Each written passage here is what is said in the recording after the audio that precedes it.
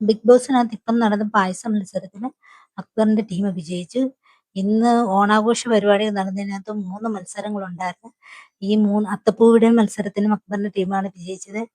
അതുപോലെ തന്നെ പുലികളി മത്സരത്തിലും അക്ബറിന്റെ ടീമാണ് ജയിച്ചത്. ഇപ്പൊ പായസം ഉണ്ടാക്കുന്ന മത്സരത്തിലും അക്ബറിന്റെ ടീമാണ് വിജയിച്ചത്.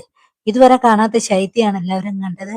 എന്ന് വെച്ചാൽ അക്ബറിന്റെ ടീമിന്റെ ക്യാപ്റ്റൻ ശൈത്യയും, അനുമോള് ടീമിന്റെ ക്യാപ്റ്റൻ അനീഷും, ലക്ഷ്മിയുടെ ടീമിന്റെ ക്യാപ്റ്റൻ നമ്മുടെ രേണുസുതിയായിരുന്നു.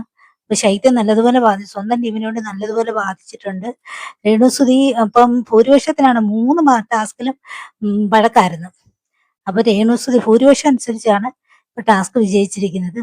അപ്പൊ അനുമോളൊക്കെ പരാതിയോടെ പറയുന്നുണ്ട്, ഒരു ടീമിന് ഏലക്കയുടെ ഫ്ലേവർ കൂടുതലാണ്, ഒരു ടീമിന് അടിയിൽ പിടിച്ച്, ഒരു ടീമിന് മധുരം കൂടുതലാണ്. അപ്പോൾ അങ്ങനെ 3 ടീമും അങ്ങനെ 3 മിസ്റ്റേക്കുകളുണ്ട്. പക്ഷെ ആരെങ്കിലും ഒരാളെ തിരഞ്ഞെടുക്കണമല്ലോ. അങ്ങനെ അവസാനം രേണുസുതിക്ക് പിന്നെ ഒരു കാര്യമുണ്ട്, അക്ബറിന്റെ ടീമിൽ അങ്ങ് വീണ് കളയും. അങ്ങനെ രേണുസുതി അക്ബറിന്റെ ടീമിനെ സപ്പോർട്ട് ചെയ്ത് ശൈത്യയുടെ ടീം, അങ്ങനെ അക്ബറിന്റെ ശൈത്യയുടെ ടീമാണ് പായസ മത്സരത്തിൽ 1ാം സമ്മാനം നേടിയത്. അതിന്റെ ഒരു പ്രതിഷേധം അനുമോൾ അവിടെ പറയുന്നുണ്ട്. പിന്നെ പായസത്തിന്റെ ഇതൊരു ഓണാഘോഷ പരിപാടിയല്ലേ, വെറുതെ തർക്കിച്ച മത്സരിച്ച് നിൽക്കേണ്ട ആവശ്യമൊന്നും ഇല്ല. ഇത് പായസം ഉണ്ടാക്കുന്നതാന്നേലും പുലികളി ആന്നേലും അത്തപ്പൂടിയില് ഇനിയിപ്പോ നാളെ മുതൽ വീണ്ടും മത്സരങ്ങൾ തുടങ്ങുകയില്ലേ. അപ്പൊ അതിലെല്ലാരും വിജയിക്കാൻ നോക്കുക. ഇത് വെറുതെ ഓണമായിട്ട് നല്ലായിരുന്നു കേട്ടോ. ഓണമായിട്ട് നല്ല ഭംഗിയായിട്ട് വഴക്കടിയിലുണ്ടായിരുന്നു.